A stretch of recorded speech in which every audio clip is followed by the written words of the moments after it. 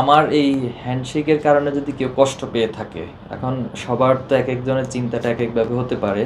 তো আমি এটার জন্য দুঃখ প্রকাশ করছি। যদি আমার এটার কারণে যারাই আমার শুভাকাঙ্ক্ষী বা আমাদেরকে ভালোবাসেন, যারা কষ্ট পেয়েছেন তাদের প্রতি আমি দুঃখ প্রকাশ করছি।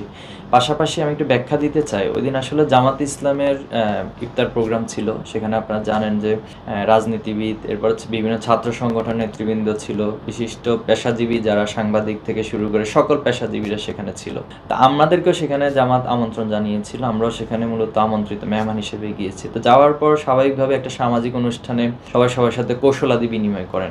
আমি এখানে আসলে সবাই সাথে ইতিপূর্বে দেখা হয়নি, এরকম অনেক রয়েছে। সন্তোষ শর্মা, ওনার সাথে আমার ইতিপূর্বে কখনোই দেখা হয় নাই এবং ফোনেও কোনোদিন আমার সাথে কথা হয়নি। তো সেখানে সবার সাথে সাক্ষাৎ করছি, তারই একটা সার্কেলিং করতে করতে সাংবাদিকদের টেবিলে তিনিও ছিলেন। সেখানে আমি আরও অনেক সাংবাদিকদের সাথে করমর্দন করেছি।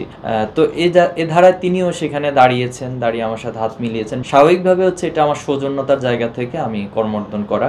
আসলে এটাকে নিয়ে যদি এখন একটা পক্ষ, আমরা এখানে যেটা মনে হচ্ছে আর কি, একটি পক্ষ ছাত্র শিবিরকে হেয় প্রতিপন্ন করার জন্য বা এই কাজগুলো করছেন। তো আমি তাদের প্রতি অনুরোধ জানাবো আর কি, যে কোনো একটা বিষয়কে একটু যাচাই বাছাই করা, বা হচ্ছে যদি কোনো বিষয়ে সংশ্লিষ্ট ব্যক্তির বক্তব্যের প্রয়োজন হয় সেটা আমাদেরকে সরাসরি নক দিতে পারতেন যে আসলে কি হয়েছে বিষয়টি। তো এজন্য আমি আবারও বলছি, যদি কেউ যদি এই বিষয়টার কারণে কষ্ট পেয়ে থাকেন, দুঃখ প্রকাশ করছি। বাট এই ছিল মূলত বিষয়টি।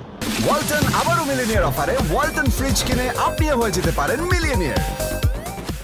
আমি খুব স্পষ্টভাবে বলছি, ছাত্র শিবিরে এ ধরনের কোনো বট বাহিনী অথবা হচ্ছে কোনো সাইবার টিম নেই। এটা যারা অভিযোগ করেন তারা তাদের জায়গা থেকে নিজের দোষ ঢাকার জন্য অথবা নিজেদের অপকর্মগুলোকে আরেকজনের উপর চাপিয়ে দেওয়ার জন্য মূলত এই ধরনের অভিযোগ করেন। এই সমস্যাটা আসলে দীর্ঘদিন ধরে, এবং এটা একটা মানে লেগেসির মতো করে সমস্যাটা দীর্ঘায়িত হচ্ছে। এবং যারাই এই দুইটা কলেজে, ঢাকা কলেজ, সিটি কলেজ, তাদের মধ্যে একটা মনস্তাত্ত্বিক দূরত্ব কাজ করে। আমরা খুব স্বাভাবিকভাবেই তাদের কাছে বলবো এবং অনুরোধ করব যে এটা নিয়ে যদি দুইটি কর্তৃপক্ষ বসা যায়, শিক্ষকদের পক্ষ থেকে একটা গ্রুপ এবং শিক্ষার্থীদের পক্ষ থেকে একটি গ্রুপ, এবং কী বিষয় নিয়ে আসলে সমস্যাগুলো তৈরি হয়, যদি এটা অভিভাবকের জায়গা থেকে শিক্ষকরা সমাধান করেন এবং শিক্ষার্থীরাও একটু উদার মানসিকতা পোষণ করেন, তাহলে আশা করি এই সমস্যাটার স্থায়ী সমাধান সম্ভব। এক্ষেত্রে ছাত্র শিবিরের পক্ষ থেকে শিক্ষার্থী বা শিক্ষকরা যদি কোনো সহযোগিতা চায়, আমরা অবশ্যই সমঝোতার ক্ষেত্রে সর্বোচ্চ সহযোগিতা করতে রাজি আছি।